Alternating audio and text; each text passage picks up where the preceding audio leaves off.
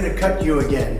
I hope They're not going to cut you again. They don't have the courage to do that. Coming to the speech. I'm making a speech in a little while. Are you? As soon as I'm finished with you. Oh my God, we have to go for sure. Then the easy work starts. The Exactly. speech. No, we were saying last time we had you on, it's a great honor to have you back. We really That's right. appreciate it. Last time we had you on, it was our biggest episode ever, obviously. 7 million views in 24 hours. It was crushing, going viral. I feel like you did such a good job too. Like everybody loved it on both sides.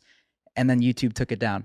Yeah. But you called it. But you guys were great. You said, we will not change it. We're not going to amend it. We're not going to take anything out. And it did really hit. It was a big monster, wasn't it? Huge. And then we saw you at UFC. Obviously, Yeah. we're good friends with Dana. We want to give a shout out to Dana for even putting He's this together. amazing, actually, isn't he? He's the best guy amazing. ever. We walked in and he said he's never seen anything like that. That was a good walk-in. The place went crazy. It went wild. When And- you walk in like that, do you always expect like a response like that? Or are you ever kind of nervous about what the response Well, is I'm going not to too be? nervous about it. I feel that arena, we had 100% support. And they're incredible people, incredible fighters, great athletes. They're beyond athletes. No athlete can take punishment like that. 250 shots to the face during a round Uh-huh. and then look forward to the second round, right? I mean, who does that? But Dana's amazing. And Dana's, one of the few people that you can say probably could never be the same without him. Everybody's replaceable, they say. As you get older, you'll hear that. I don't think you guys are replaceable from what I understand. I don't think so.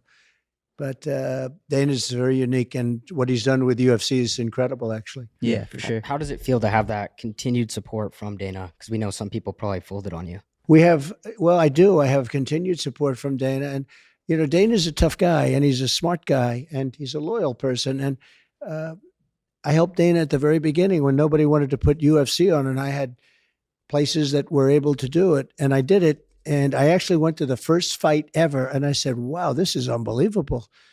And I think we did five of them at the beginning, and then it started catching on. And Dana remembers that. A lot of people don't remember, like you endorse a politician and they forget all of a sudden if it's convenient for them. But a lot of people don't. Dana's a very loyal person, and he's a good friend of mine. But when we saw you at UFC too, Dana told us you were coming. We got really excited. And I asked you, I was like, Mr. Trump, do you want to come on the Full Send podcast again? I feel like it's such good timing right now. Like, I don't know, personally, me, I'm watching everything going on here and also abroad around the world. And I just feel like it's such a good time to have you on to speak. Cause like, Great. I don't care what anyone says. Like, I don't care about the backlash. Like, I feel like we need you back right now. Like, we need you back in office. And like, I feel like if people have anything against you, they got to put it aside. Cause like, I feel like you're the only one right now that can really fix the problems here and abroad. Well, it's really nice that you say that. I appreciate it. I know you come from both sides of it, right? You have A little bit. You have the little bit left side and you have the little bit right side, and sometimes the strong right side, because we have to take care of our country. But we've never as a country been in the danger that we're in right now. You have other countries, and in particular Russia, but other countries talking the N word, which is the nuclear word in this case. And you can't use that term. You can't use, Because there's two N words, right? there are two N words, right? There's Which two one's N words. worse? They're both real bad, but you can't use the nuclear word. You just can't do it. And if you do it, nobody used it during my term because it's so devastating. It's so horrible. If you look at the power of weaponry, the power of nuclear weapons, and all of a sudden now everybody's using it. It's like become just a common part of every speech. And that leads to very bad things. Our country has never been in the danger it's been in.